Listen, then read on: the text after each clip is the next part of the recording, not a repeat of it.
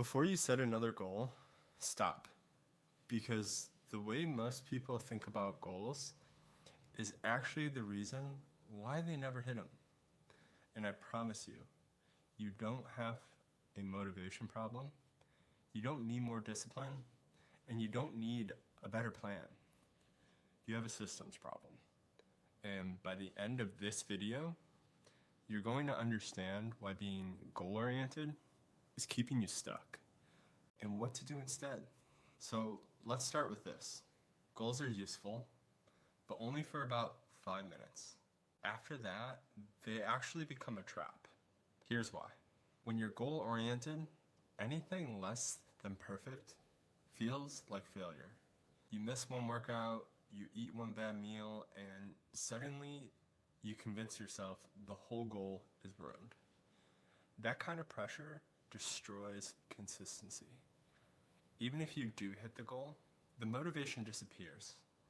Right after you feel good for a day, maybe a week, and then your brain goes, okay, we're done now.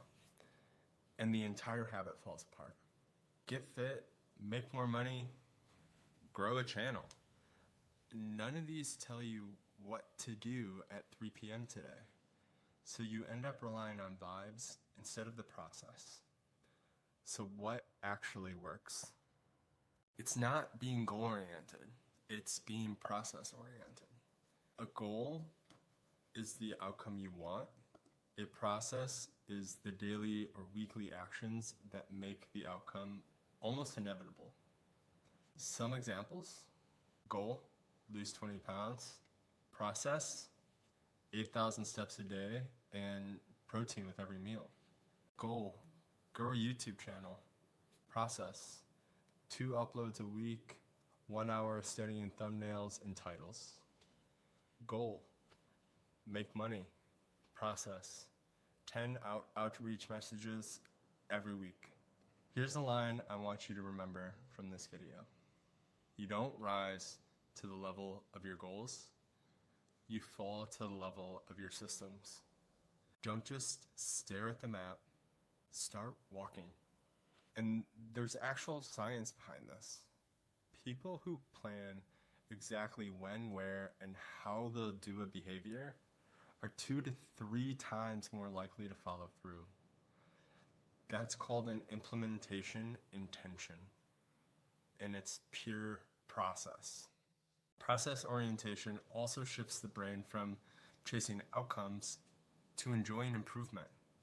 That intrinsic motivation, that's what keeps people consistent for years instead of weeks. And here's a huge one. If a result goes bad, your video flops, the scale goes up, but you still followed the process, you still win that day. And that lower stress that usually makes people quit. So here's the part you can actually use tonight. Step 1, keep the goal, but demote it. Goals set a direction and they tell you where you're heading, but not how you'll get there. Step 2, translate your goal. Ask yourself, if the result were guaranteed, what would I be doing every week? Fitness, maybe it's 3 workouts and daily walks. For content, maybe it's 1 long form video and 3 shorts. For business, maybe it's a daily outreach or skills practice. Step 3, make it binary. Did I run my process today? Yes or no? That's your new metric. Not the scale, not the views, not the revenue, the reps. Becoming reliably boring.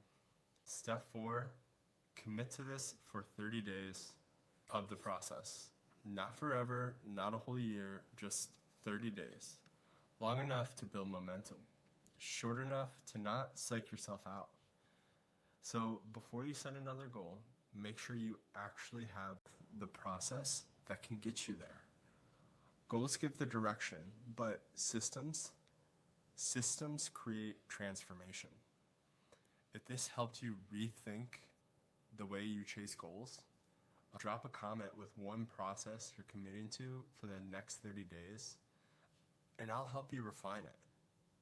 Thanks for watching, and remember, don't just set goals, build systems. And